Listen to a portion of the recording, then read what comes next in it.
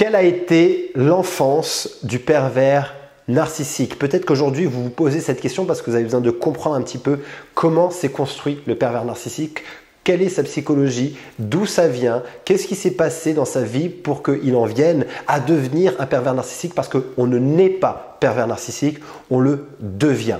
Bonjour à vous, ici Fabien Arnoux, votre coach pour vous libérer d'une relation toxique. Mais avant d'aller plus loin, si vous n'êtes toujours pas abonné à la chaîne YouTube, c'est le moment de cliquer sur s'abonner, sur la petite cloche juste à côté pour être tenu au courant de mes prochaines vidéos. Et si aujourd'hui vous posez des questions sur la nature de la relation que vous avez avec votre conjoint ou avec votre conjointe et que vous avez des doutes, vous ne savez pas si il ou elle est pervers narcissique ou perverse narcissique, j'ai mis en place un test parfaitement gratuit. Vous retrouverez le lien juste ici dans la petite bulle avec le i où vous pourrez faire ce test afin de lever tous vos doutes. Alors, quelle est l'enfance du pervers narcissique? Et on retrouve deux grands cas de figure. Deux grands cas de figure qui vont créer cette personnalité, ces troubles de la personnalité narcissique. Et le premier cas de figure va être souvent un manque d'amour et avec un parent qui est déjà manipulateur, qui est déjà peut-être pervers narcissique, mais une personne en tout cas qui va être défaillant dans son rôle de père ou de mère. C'est souvent, ne prenez pas ça à la lettre, mais pour l'homme, ça va souvent être la mère qui va être effectivement dans une relation particulière à son fils et qui va être une mère souvent dominante, hyper contrôlante, hyper manipulatrice, avec un père complètement effacé qui n'arrive pas à trouver sa place là-dedans. Ça, c'est le cas général, c'est pas tout le temps comme ça. Donc attention, ne faites pas de raccourcis, mais ça, c'est le cas général où il va y avoir dans la relation avec l'enfant une exigence extrême, une utilisation et une objectisation de l'enfant. L'enfant va être objectisé, c'est-à-dire qu'il va être traité comme un objet où ses besoins, ses désirs ne vont être absolument pas écoutés, où très rapidement, il va vivre dans son enfance des blessures, d'abandon, de rejet, soit qui vont être réellement vécues, soit qui vont être perçues par le comportement de la mère ou du père qui va effectivement, à un moment donné, dans ses comportements et dans ses agissements, user de la manipulation, user de la souffrance qui vont perpétuer chez cet enfant. Et cet enfant va grandir avec l'idée qu'il ne vaut rien, avec une sous-estime, avec une estime de lui qui est extrêmement faible, voire inexistante, et va grandir dans un climat d'insécurité affectif. De ce climat d'insécurité avec un parent défaillant, dans son incapacité à lui donner de l'amour, parce que cette personne-là n'est déjà pas en mesure de donner de l'amour, il va commencer à se forger une carapace. Il va commencer à réutiliser d'ailleurs les mêmes principes par lesquels il a été forgé, par lesquels il a été injecté par son parent défaillant de manipulateur. Il va commencer à lui-même utiliser ses propres mécanismes de défense, réutiliser finalement tout ce matériel qu'on lui a donné depuis son enfance, comme s'il avait été formaté pour le devenir également, et va surtout en fait créer une carapace, créer une sorte de mur invisible pour se protéger de sa propre souffrance intérieure, parce qu'il va très rapidement avoir cette impression qu'on lui a donnée qu'il ne vaut rien, qu'il n'est rien et qu'il n'a pas le droit d'être quelqu'un et que surtout, il doit s'écraser en permanence face à cette toute-puissance qu'il a devant lui de son parent dominant, manipulateur, éventuellement déjà pervers, narcissique. Donc toute sa personnalité va être anéantie, va être réprimée à l'intérieur de lui, et pour se protégé de cette souffrance identitaire, de cette faille identitaire, il va se construire finalement au fur et à mesure sur l'idée finalement que pour être quelqu'un, il doit contrôler et il doit détruire l'autre parce que ça va l'auto-valoriser tout simplement. Ça veut dire que finalement dans sa construction, le fait de créer une estime de lui surdimensionnée, un ego surdimensionné, c'est ce qu'on appelle tout simplement l'affirmation du manque. Je n'ai pas besoin de te prouver qui je suis dans l'extrême par ma position sociale, par mon travail, par ma force, par mes paroles blessantes, si je ne crois pas à l'intérieur de moi que je ne vaux pas grand-chose. Quand je suis sûr de ce que je suis, quand j'ai conscience de la qualité humaine ou des qualités humaines que j'ai, de la personne que je suis, de la valeur que j'ai, je n'ai pas besoin de l'étaler au monde entier.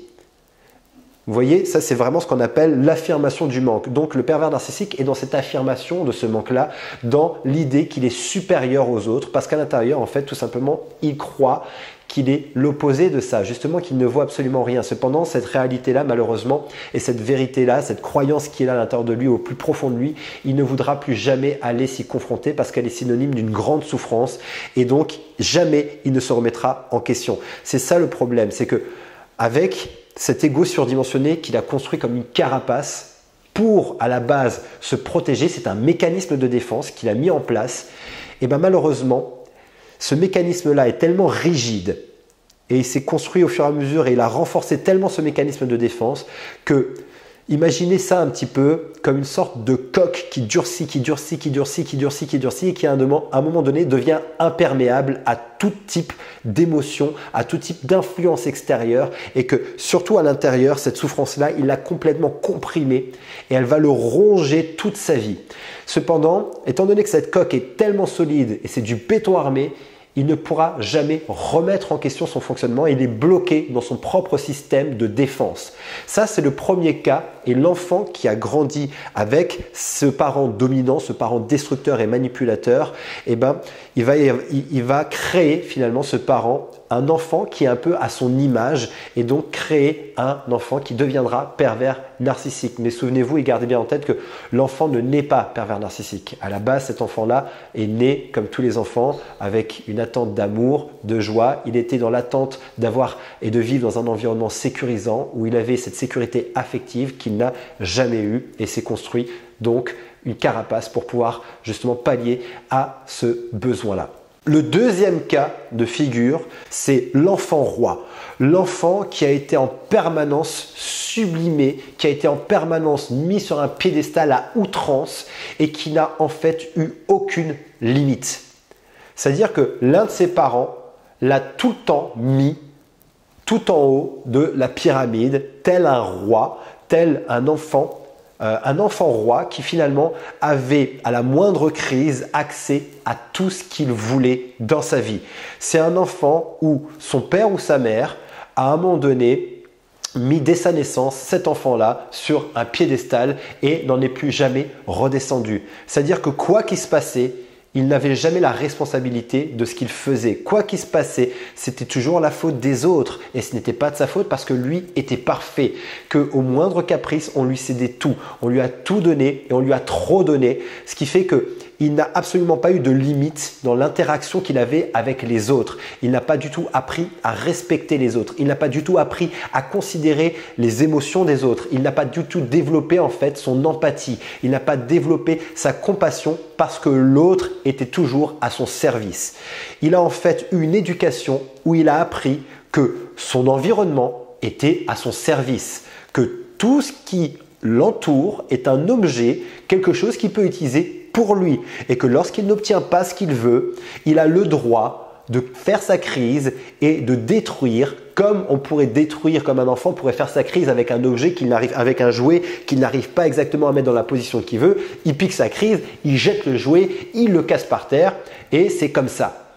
Et qu'il grandira en permanence avec l'idée qu'il est effectivement extraordinaire, porté et par la complicité finalement de ce parent qui l'a toujours mis sur un piédestal et qui l'a toujours excusé pour tous ses comportements, pour toutes ses fautes, qui lui a toujours dit que c'était pas grave, que de toute façon il est parfait, il est génial, il est extraordinaire, quoi qu'il fasse et donc il n'a eu aucune limite. Il n'a eu aucune limite et vous retrouvez ces traits de caractère chez les pervers narcissiques qui n'a aucune limite et surtout qui a développé en fait par cette idée d'être un enfant roi, aucune compassion et aucune empathie. Nous avons besoin, en tant qu'enfant, d'avoir un cadre sécurisant, rassurant, mais un cadre équilibré, où lorsque on fait une bêtise, eh ben, on nous le réexplique, on nous recadre, on nous remet à l'ordre avec une autorité, mais une autorité chaleureuse, une autorité compatissante, une autorité bienveillante, mais qui sait aussi être ferme quand il faut être ferme.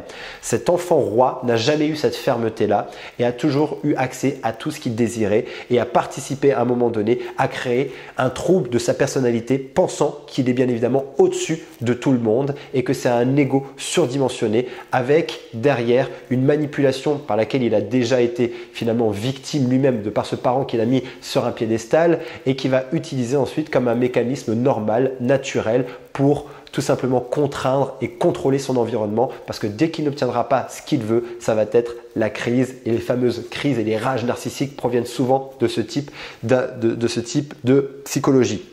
Voilà, j'espère avoir été clair, j'espère que cette information va vous aider à mieux comprendre aujourd'hui comment se sont construits les pervers narcissiques et les perverses narcissiques. Bien évidemment, ça va dans les deux sens, je le répète. Et si cette vidéo vous a aidé, n'hésitez pas à mettre un pouce, à commenter, à partager aussi peut-être cette information à quelqu'un qui a besoin d'entendre cette vidéo.